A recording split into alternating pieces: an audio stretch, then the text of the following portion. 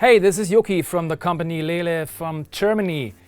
You're wondering how many possibilities do you have to use a volume pedal. I show you 4 very common ways to use a volume pedal.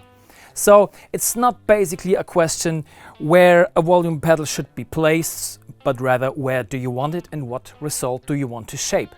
So at the very beginning, you can use a volume pedal to create a very dynamic result.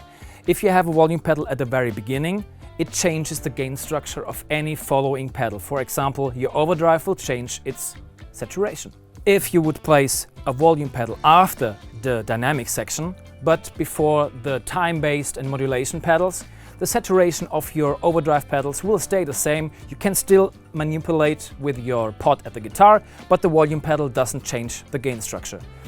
This position is very good for ambient swells, and you can fade in, can fade out, but the tails of your effects like delay and reverb will always stay and won't be cut.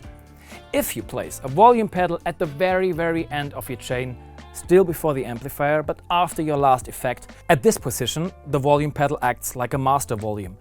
It still changes the saturation of your preamp of your amp.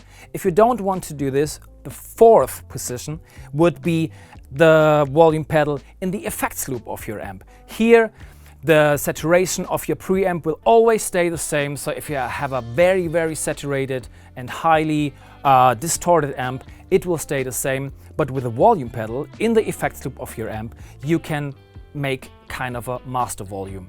So these are the 4 positions a volume pedal can really good work.